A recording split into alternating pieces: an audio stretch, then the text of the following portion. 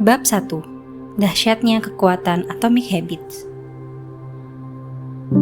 Nasib British Sailing berubah pada suatu hari dalam tahun 2003. Organisasi itu yang merupakan induk organisasi cabang olahraga sepeda profesional di Britania Raya, baru saja merekrut Dave Brailsford sebagai direktur performa yang baru.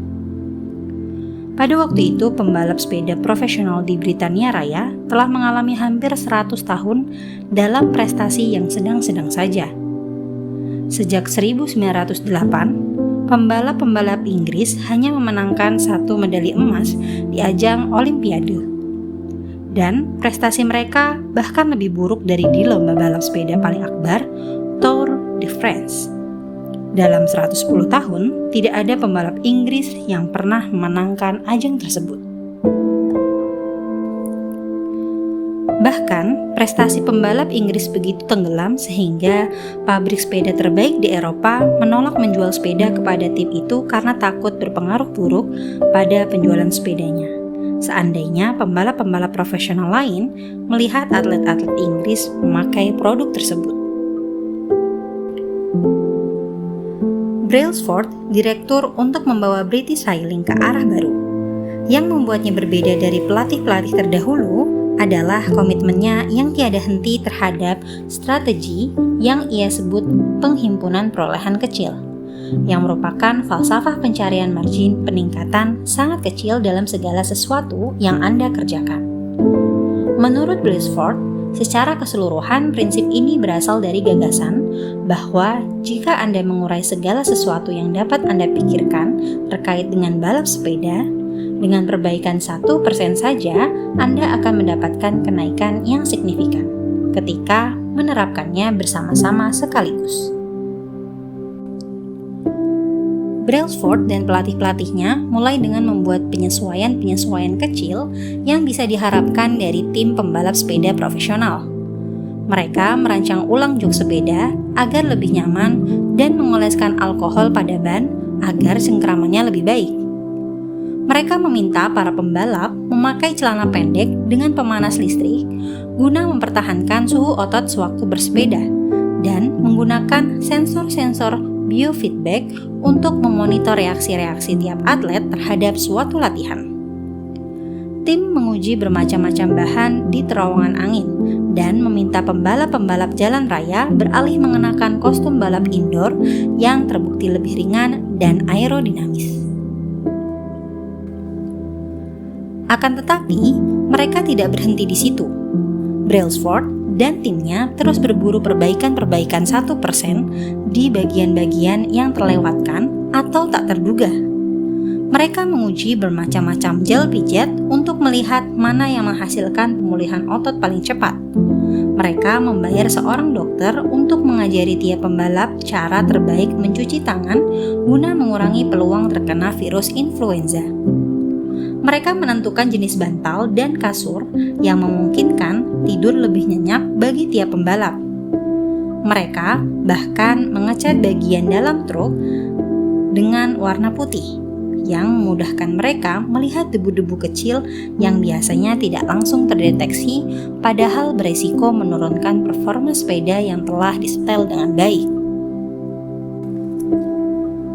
Ketika perbaikan-perbaikan ini berikut ratusan perbaikan kecil lain diakumulasikan, hasilnya datang lebih cepat daripada yang pernah dibayangkan.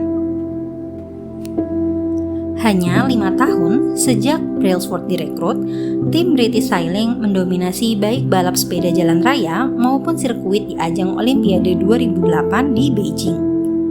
Tempat mereka secara dahsyat memenangkan 60% dari total medali emas yang diperebutkan. 4 tahun kemudian, ketika Olimpiade diselenggarakan di London, atlet-atlet Inggris menaikkan batas minimal prestasi mereka dan membuahkan 9 rekor Olimpiade serta 7 rekor dunia. Pada tahun yang sama, Bradley Wiggins menjadi atlet balap sepeda Inggris pertama yang memenangkan Tour de France. Tahun berikutnya, teman satu timnya, Chris Froome, memenangkan lomba itu dan terus menang lagi pada 2015, 2016, dan 2017 yang membuat tim Inggris meraih 5 kemenangan Tour de France dalam 6 tahun. Selama rentang 10 tahun dari 2007 sampai 2017, pembalap sepeda Inggris memenangkan 178 kejuaraan dunia dan 66 medali emas Olimpiade atau Paralimpik dan meraih 5 kemenangan Tour de France yang oleh kalangan luas dipandang sebagai prestasi paling sukses dalam sejarah balap sepeda. Ketika buku ini naik cetak, informasi baru tentang tim British Sailing baru keluar. Bagaimana ini terjadi? Bagaimana suatu tim yang sebelumnya hanya sekumpulan atlet biasa berubah menjadi juara dunia melalui perubahan-perubahan yang sangat kecil? Sepintas lalu paling-paling hanya akan menghasilkan perubahan sekadarnya. Mengapa perbaikan-perbaikan kecil berakumulasi menjadi hasil-hasil yang begitu menakjubkan? Dan bagaimana Anda dapat meniru pendekatan ini dalam hidup Anda sendiri? Mengapa perubahan kecil menghasilkan perbedaan besar? Mudah sekali memberikan taksiran berlebihan atas pentingnya suatu momen yang menentukan dan membuat taksiran nilai terlalu rendah atas upaya membuat perbaikan-perbaikan kecil yang dilakukan setiap hari. Seringkali kita meyakinkan diri bahwa kesuksesan yang masif menuntut aksi yang masif pula. Entah menurunkan berat badan, membangun bisnis, menulis buku, memenangkan kejuaraan, atau meraih sasaran lain. Kita memberi diri sendiri beban untuk membuat perubahan yang akan mengguncang bumi dan menjadi bahan perbincangan semua orang. Sementara itu, perbaikan 1% tak terlalu terasa, kadang malah tak terlihat. Padahal perbaikan itu dapat jauh lebih bermakna, terutama dalam jangka panjang. Perubahan dari suatu perbaikan sangat kecil tapi berlanjut dalam waktu lama bisa sangat dahsyat. Berikut penjelasan matematikanya. Jika Anda bisa menjadi 1% lebih baik setiap hari dalam setahun, akhirnya Anda akan 37 kali lebih baik pada penghujung tahun. Sebaliknya, jika Anda 1% lebih buruk setiap hari dalam setahun, Anda akan menurun hampir menjadi 0. Yang berawal dari satu kemenangan kecil atau satu kemunduran remeh dapat terakumulasi menjadi jauh lebih besar. 1% lebih baik setiap hari. Pengaruh kebiasaan kecil berakumulasi sejalan waktu. Misalnya, jika bisa menjadi 1% lebih baik setiap hari, Anda akan mendapatkan hasil yang hampir 37 kali lebih baik sesudah 1 tahun. Kebiasaan adalah bunga majemuk dalam perbaikan diri. Sama halnya dengan uang yang menjadi berlipat-lipat karena bunga majemuk. Pengaruh kebiasaan menjadi berlipat-lipat sewaktu Anda mengulang-ulang kebiasaan itu. Perubahan yang dihasilkan pada suatu hari tertentu mungkin terkesan kecil, tapi dampak yang terjadi setelah berbulan-bulan dan bertahun-tahun kemudian bisa dahsyat. Ketika kita menengok ke belakang, 2, 5, atau barangkali 10 tahun kemudian, nilai kebiasaan yang baik dan kerugian akibat kebiasaan buruk menjadi luar biasa nyata. Dalam kehidupan sehari-hari, konsep ini mungkin sulit dianggap baik. Kita sering mengabaikan perubahan-perubahan kecil karena terkesan tidak begitu penting saat itu. Jika Anda menabung sedikit uang sekarang, Anda belum menjadi jutawan. Jika Anda pergi ke sasana kebugaran 3 hari berturut-turut, bentuk tubuh Anda belum berubah. Jika Anda belajar bahasa Mandarin selama 4 jam malam ini, Anda belum berhasil menguasai bahasa itu. Kita melakukan sejumlah perubahan, tapi hasilnya tidak pernah langsung terlihat. Jadi kita mudah kembali ke rutinitas semula. Sayangnya, laju transformasi yang lambat juga memudahkan kita membiarkan kebiasaan buruk tetap terjadi. Jika Anda makan makanan yang tidak sehat hari ini, timbangan Anda memang tidak langsung naik banyak.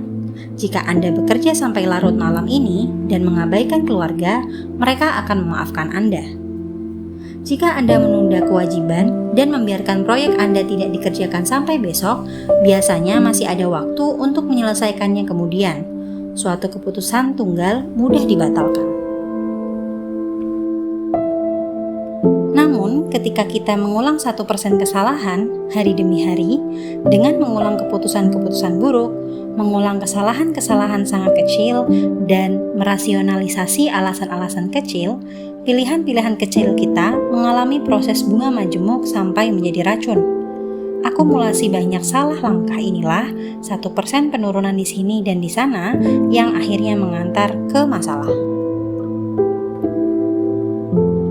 Dampak yang terjadi akibat suatu perubahan dalam kebiasaan Anda mirip pengaruh pengubahan arah pesawat meskipun hanya beberapa derajat. Bayangkan Anda sedang terbang dari Los Angeles ke New York City.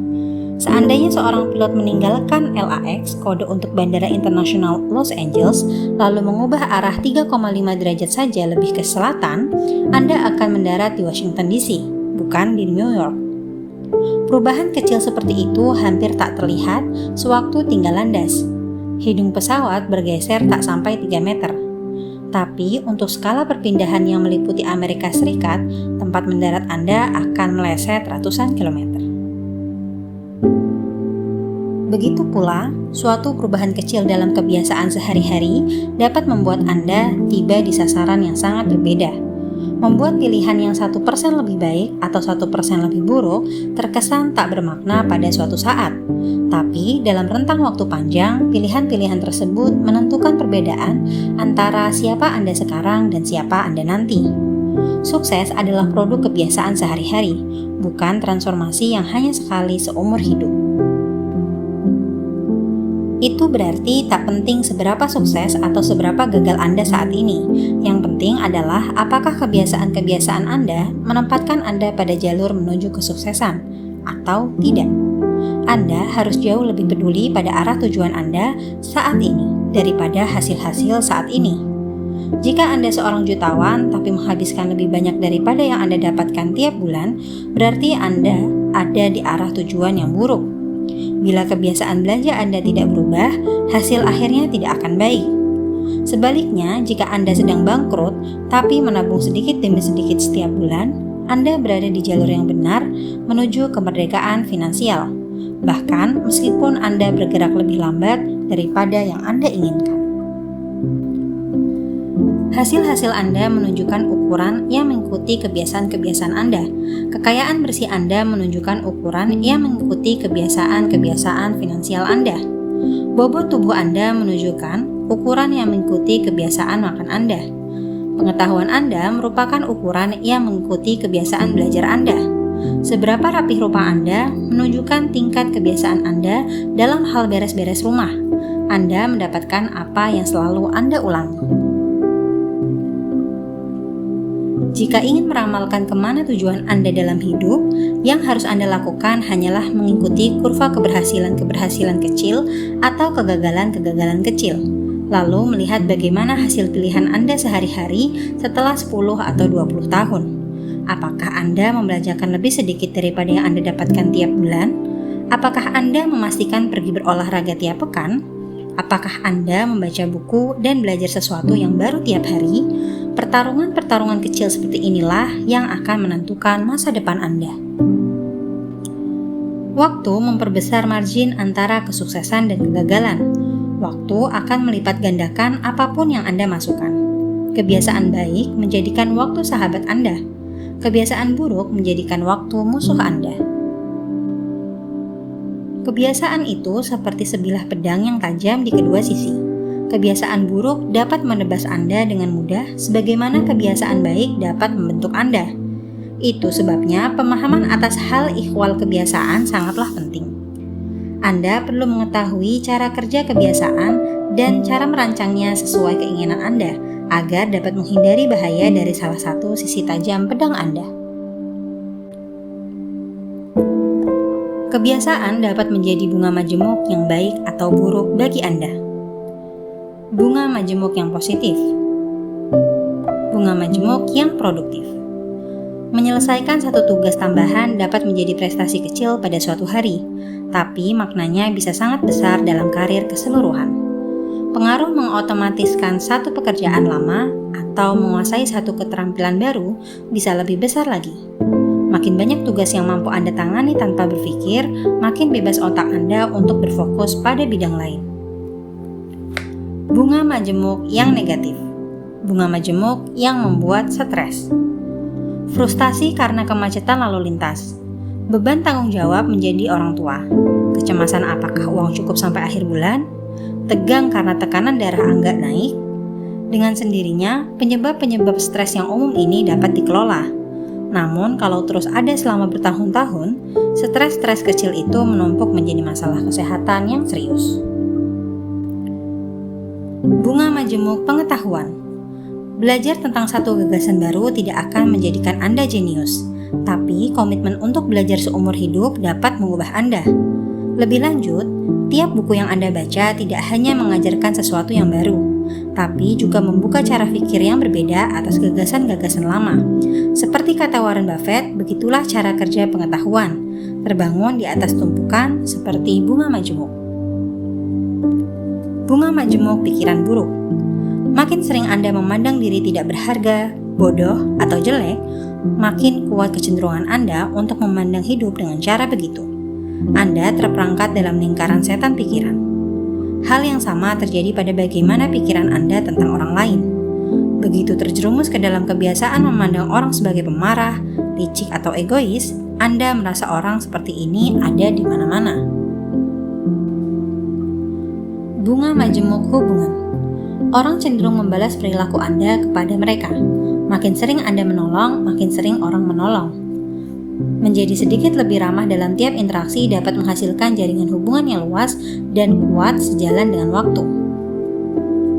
Bunga majemuk kebencian. Huru-hara, protes, dan gerakan massa jarang terjadi karena penyebab tunggal. Sebaliknya, agresi-agresi kecil tapi lama dan kekecewaan kecil setiap hari pelan-pelan bertumpuk sampai satu peristiwa memicu dan menyebar seperti kebakaran hutan. Seperti apa kemajuan itu sesungguhnya? Bayangkan Anda mempunyai balok es yang diletakkan di meja di depan Anda. Ruangan itu dingin dan Anda dapat melihat uap nafas Anda. Temperatur saat ini minus 3,5 derajat Celcius. Meskipun pelan, ruangan mulai menghangat. Minus 3 derajat, minus 2,5, minus 2, balok es di depan Anda masih ada. Minus 1,5, minus 1,1, minus 0,5, masih belum terjadi apa-apa. Kemudian 0 derajat, es mulai meleleh. Kenaikan temperatur setengah derajat ini tampaknya tidak berbeda dari kenaikan temperatur sebelumnya, tapi yang satu ini memicu perubahan besar. Peristiwa-peristiwa terobosan seringkali terjadi akibat banyak aksi sebelumnya, yang menghimpun potensi sampai cukup untuk memicu perubahan besar. Pola ini terjadi di mana-mana. Kanker menghabiskan 80% hidupnya tanpa ketahuan, dan tiba-tiba berhasil menguasai seluruh tubuh dalam hitungan bulan. Bambu hampir tak terlihat selama 5 tahun pertama hidupnya karena sibuk membangun sistem akar yang kokoh di bawah tanah sebelum menjulang puluhan meter ke udara dalam rentang 6 pekan. Begitu pula, kebiasaan seringkali muncul tanpa keistimewaan sampai Anda melewati suatu ambang batas kritis dan membuka pintu ketataran performa baru. Pada babak awal dan babak tengah, suatu proyek atau usaha, seringkali Anda yang disebut lembah kekecewaan. Anda berharap mendapatkan kemajuan dengan cara linear, jadi Anda bisa frustasi ketika melihat perubahan terkesan tidak efektif dalam hari-hari pertama, minggu-minggu pertama, atau bahkan bulan-bulan pertama. Rasanya seolah Anda jalan di tempat. Itu ciri suatu proses yang menghimpun banyak hal. Hasil maksimalnya terpaksa tertunda. Berikut salah satu alasan pokok mengapa sulit sekali membangun kebiasaan yang awet. Orang membuat beberapa perubahan kecil, tapi tidak dapat melihat hasil nyata. Jadi, ia memutuskan berhenti. Menurut Anda, aku sudah lari pagi setiap hari selama sebulan, tapi kenapa aku tidak melihat perubahan apapun pada tubuhku? Begitu pikiran seperti ini berkuasa, langkah berikutnya adalah menghentikan kebiasaan baik yang sudah dimulai. Namun, agar mendapatkan perubahan yang bermakna, kebiasaan perlu dipertahankan cukup lama untuk bisa membuat terobosan ke tataran yang saya sebut dataran potensi laten. Bila Anda merasa harus susah payah membangun kebiasaan-kebiasaan baik atau menghentikan kebiasaan-kebiasaan buruk, itu bukan karena Anda tidak memiliki kemampuan untuk menjadi lebih baik. Seringkali itu karena Anda belum melewati dataran potensi laten. Mengeluhkan kesuksesan yang tak kunjung tercapai meski sudah bekerja keras sama seperti mengeluhkan balok es yang tidak meleleh meskipun Anda memanaskannya dari suhu minus 3,5 sampai minus 0,5 derajat. Usaha Anda tidak sia-sia, hanya tersimpan. Semua aksi terjadi pada suhu 0 derajat. Ketika akhirnya Anda tembus ke dataran potensi laten, orang menyebutnya kesuksesan mendadak. Dunia luar hanya melihat bagian peristiwa yang dramatis, tidak melihat yang terjadi sebelumnya. Namun, Anda tahu itu hasil kerja Anda sejak lama sekali. Ketika kelihatannya Anda tidak mengalami kemajuan apapun, padahal itulah yang memungkinkan lompatan pada hari ini. Masih ada padanan lain antara manusia dan tekanan geologis. Dua lempeng tektonis dapat bergesekan satu sama lain selama jutaan tahun. Dengan ketegangan yang terus terbangun, kemudian pada suatu hari, kedua lempengan itu bergesekan lagi, sama seperti yang telah terjadi selama berabad-abad. Tapi kali ini ketegangannya sudah terlalu besar. Gempa terjadi. Perubahan dapat berlangsung bertahun-tahun sebelum pengaruhnya muncul sekaligus. Penguasaan sesuatu menuntut kesabaran. San Antonio Spurs, salah satu tim paling sukses dalam sejarah NBA, memajang kata mutiara dari tokoh reformasi sosial Jacob Riis pada dinding ruang ganti mereka. Ketika apapun terkesan tak ada gunanya, saya sengaja pergi menyaksikan tukang batu mengayunkan martil ke sebongkah batu cadas, mungkin sampai 100 kali, tanpa menghasilkan satu retakan pun pada cadas itu. Namun, pada hantaman yang ke-101 kali, cadas itu terbelah menjadi dua, dan saya tahu bukan hantaman terakhir yang menyebabkannya, melainkan semua hantaman yang dilakukan sebelumnya. Dataran potensi laten. Kita sering berharap kemajuan berlangsung secara linier. Setidaknya kita berharap hasilnya datang dengan cepat. Dalam kenyataan, hasil usaha kita seringkali tertunda. Baru setelah berbulan-bulan atau bertahun-tahun kemudian, kita menyadari nilai sejati kerja keras yang kita jalani sebelumnya. Situasi ini dapat menghasilkan lembah kekecewaan, tempat orang merasa putus asa setelah bekerja keras berminggu-minggu atau berbulan-bulan tanpa mendapatkan sedikit pun hasil. Bagaimanapun, usaha itu tidak sia-sia, hanya ditabung. Mungkin agak lama kemudian nilai sejati usaha-usaha terdahulu itu tersingkap. Semua hal besar berasal dari awal yang kecil. Bibit setiap kebiasaan adalah keputusan tunggal yang sangat kecil. Namun ketika keputusan itu diulang, kebiasaan berakar dan tumbuh makin kuat. Akar-akar mencengkeram makin dalam dan cabang-cabang terus tumbuh. Usaha menghentikan kebiasaan buruk sama seperti merobohkan pohon beringin yang sangat besar dalam diri kita. Dan usaha membangun kebiasaan baik sama seperti merawat tanaman bunga yang sangat sensitif setiap hari.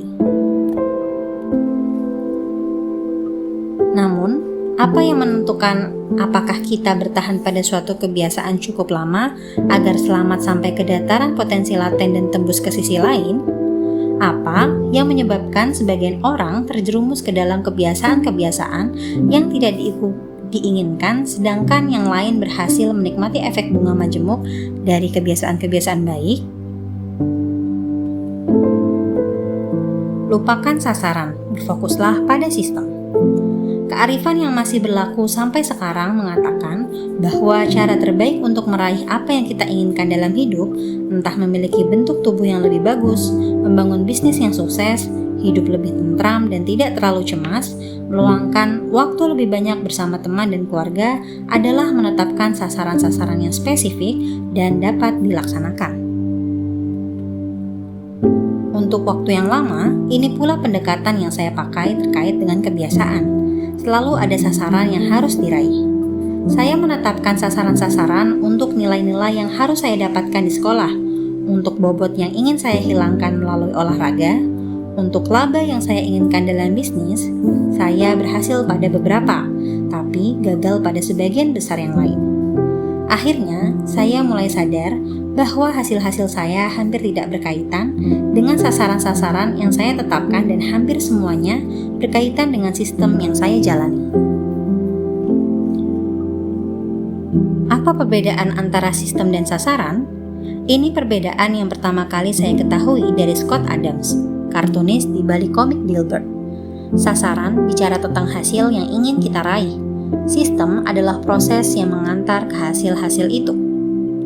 Bila Anda seorang pelatih, sasaran Anda mungkin memenangkan kejuaraan. Sistem Anda terdiri atas merekrut pemain, mengatur asisten pelatih, dan menyelenggarakan latihan pelatih.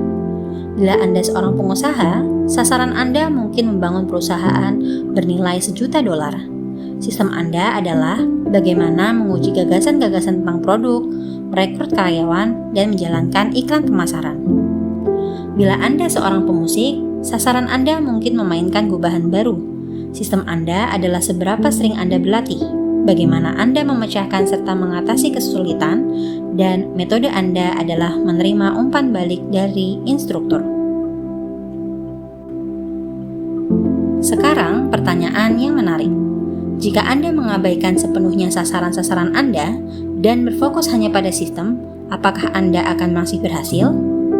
Sebagai contoh, jika Anda seorang pelatih bola basket dan mengabaikan sasaran memenangkan kejuaraan, serta berfokus hanya pada yang dikerjakan tim dalam latihan setiap hari, apakah Anda masih mendapatkan hasil? Menurut saya, Anda akan berhasil. Sasaran dalam olahraga apapun adalah menyelesaikannya dengan skor terbaik.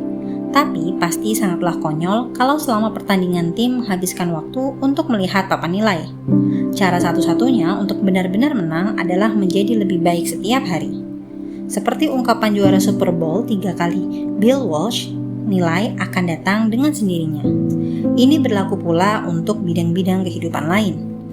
Bila Anda menginginkan hasil yang lebih baik, lupakan sasaran-sasaran Anda. Sebagai ganti, berfokuslah pada sistem Anda. Apa yang saya maksud? Apakah sasaran sama sekali tidak berguna? Tentu saja tidak. Sasaran itu baik untuk menetapkan arah, tapi sistem adalah yang terbaik untuk mendapatkan kemajuan. Sejumlah masalah timbul ketika Anda menghabiskan terlalu banyak waktu memikirkan sasaran dan tidak menyediakan waktu yang cukup untuk merancang sistem. Masalah 1. Pemenang dan pecundang memiliki sasaran yang sama. Yang berfokus pada penetapan sasaran cenderung mengalami kasus survivorship bias yang serius. Kita berkonsentrasi pada orang-orang yang akhirnya menang, orang-orang yang selamat, dan secara keliru mengandaikan bahwa sasaran-sasaran ambisius telah mengantar mereka ke kesuksesan, mengabaikan semua orang yang memiliki tujuan sama tapi tidak berhasil meraih sasaran. Setiap peserta olimpiade ingin memenangkan medali emas. Setiap calon karyawan ingin mendapatkan pekerjaan. Dan kalau orang sukses dan orang gagal memiliki sasaran yang sama, berarti sasaran bukan pembeda antara pemenang dan pecundang. Bukan sasaran memenangkan Tour de France yang mendorong atlet balap sepeda Inggris menjadi terunggul dalam olahraga ini. Berdasarkan nalar, setiap tahun mereka ingin memenangkan perlombaan itu, sama seperti setiap tim profesional lain. Sasaran itu selalu sudah ada. Baru ketika menerapkan sistem dengan perbaikan-perbaikan kecil secara terus-meneruslah mereka meraih hasil yang istimewa. Masalah 2. Meraih sasaran hanya perubahan sesaat. Bayangkan ada ruangan yang berantakan dan sasaran Anda adalah merapikannya. Bila mendapat tenaga untuk merapikannya, Anda akan memiliki ruangan yang bersih untuk saat ini. Akan tetapi, jika mempertahankan kebiasaan malas dan jorok yang telah menjadikan kamar Anda berantakan, dalam waktu tidak lama Anda akan melihat setumpuk sampah baru dan berharap mendapatkan semburan motivasi lagi untuk merapikan ruangan Anda. Anda akan terus mengejar hasil yang sama karena tidak pernah mengubah sistem di baliknya. Anda mengobati gejala tanpa mengatasi sumber penyakitnya. Meraih sasaran hanya mengubah hidup Anda untuk sesaat. Itu kontraintuitif dengan perbaikan. Kita mengira yang perlu dirubah adalah hasil, padahal masalah tidak terletak pada hasil. Yang sungguh perlu kita ubah adalah sistem-sistem yang menyebabkan hasil-hasil tersebut. Ketika memecahkan masalah di tingkat hasil, Anda hanya memecahkan masalah untuk sementara, agar dapat menjadi lebih baik. Anda perlu memecahkan masalah di tingkat sistem. Benahi masukan, maka keluaran akan menjadi benar dengan sendirinya. Masalah 3. Sasaran membatasi kebiasaan. Masalah 3. Sasaran membatasi kebahagiaan Anda. Pengandaian tersirat di balik setiap sasaran adalah sebagai berikut. Begitu aku meraih sasaranku, aku akan bahagia. Masalah dalam mentalitas yang mendahulukan sasaran adalah Anda terus menjauhkan diri dari kebahagiaan sampai Anda beralih ke tonggak sasaran berikutnya. Saya berkali-kali dan tak terhitung banyaknya terperosok dalam jebakan ini. Selama bertahun-tahun, kebahagiaan selalu menjadi sesuatu yang ingin saya nikmati masa mendatang. Saya berjanji pada diri sendiri bahwa begitu masa otot saya naik 10 kg atau setelah bisnis saya diulas di New York Times, saya baru akan beristirahat sejenak. Lebih lanjut, sasaran menciptakan konflik, entah ini atau itu. Entah Anda meraih sasaran dan sukses, atau Anda gagal dan merasa kecewa. Anda secara mental memasang kotak untuk mengurung diri dalam versi kebahagiaan yang sempit. Ini menyesatkan. Mustahil jalan Anda sesungguhnya dalam hidup akan tepat sesuai dengan apa yang ada di benak Anda ketika menetapkan suatu sasaran. Membatasi kepuasan Anda berdasarkan satu skenario tidaklah masuk akal ketika ada banyak jalan lain yang dapat ditempuh untuk meraih kesuksesan. Mentalitas mendahulukan sistem menyediakan antidot untuk ini. Ketika Anda jatuh cinta pada proses bukan pada produk, Anda tidak harus menunggu ketika ingin memberi kesempatan kepada diri sendiri untuk bahagia. Anda dapat merasa puas kapanpun ketika sistem Anda berjalan. Dan sistem dapat menjadi sukses dalam banyak bentuk beragam, tidak hanya yang pertama kali Anda bayangkan. Masalah 4. Sasaran tidak bersesuaian dengan kemajuan jangka panjang. Akhirnya, pola pikir berorientasi sasaran dapat menciptakan efek yoyo. Banyak atlet lari berlatih keras selama berbulan-bulan, tapi begitu berhasil melintasi garis finish, mereka berhenti berlatih. Lomba itu tak lagi menjadi motivasi mereka ketika semua kerja keras Anda difokuskan pada sasaran tertentu. Apa yang tersisa untuk mendorong maju Anda setelah sasaran itu tercapai? Itulah sebabnya banyak orang kembali ke kebiasaan-kebiasaan lama setelah suatu sasaran tercapai. Tujuan menetapkan sasaran adalah memenangkan pertandingan. Tujuan membangun sistem adalah terus berprestasi dalam olahraga yang sama. Pemikiran jangka panjang yang sejati adalah berpikir dengan sedikit sasaran. Orang tidak bicara tentang kesuksesan tunggal. Orang bicara tentang siklus perbaikan yang tiada akhir dan terus-menerus. Akhirnya, komitmen Anda terhadap proseslah yang akan menentukan kemajuan Anda. Sistem yang disebut atomic habit. Bila Anda merasa sulit mengubah kebiasaan, masalah bukan terletak pada diri Anda. Masalahnya ada pada sistem Anda. Kebiasaan buruk berulang dan terus berulang bukan karena Anda tidak ingin berubah, tapi karena Anda memiliki sistem yang keliru untuk melakukan perubahan. Anda mencapai level sasaran. Anda jatuh di level sistem. Berfokus pada sistem keseluruhan, bukan sasaran tunggal, adalah salah satu tema pokok buku ini. Ini juga salah satu makna lebih dalam di balik kata atomik. Anda sekarang mungkin sadar bahwa atomic habit merujuk ke suatu perubahan yang sangat kecil, peralihan sangat remeh, perbaikan yang hanya 1%. Namun, atomic habit bukan hanya kebiasaan-kebiasaan lama manapun, kendati kecil. Atomic habit adalah kebiasaan-kebiasaan kecil yang merupakan bagian dari sistem yang lebih besar. Sama seperti atom-atom yang membentuk molekul, atomic habit adalah unsur atom membentuk hasil-hasil yang luar biasa. Kebiasaan itu seperti atom dalam hidup kita. Tiap kebiasaan merupakan satuan mendasar yang ikut membentuk perbaikan secara keseluruhan. Pada awalnya, rutinitas sangat kecil ini terkesan tak bermakna. Tapi sejalan dengan waktu akan saling membangun dan menjadi bahan bakar untuk kemenangan-kemenangan lebih besar yang berlipat ganda sampai tingkat yang jauh lebih besar daripada biaya investasi awal. Atomic habit itu kecil sekaligus sangat besar. Inilah makna frasa atomic habit, praktek teratur atau rutin yang tak hanya kecil serta mudah dilaksanakan, tapi juga sumber kekuatan yang luar biasa. Komponen sistem pertumbuhan dengan bunga majemuk.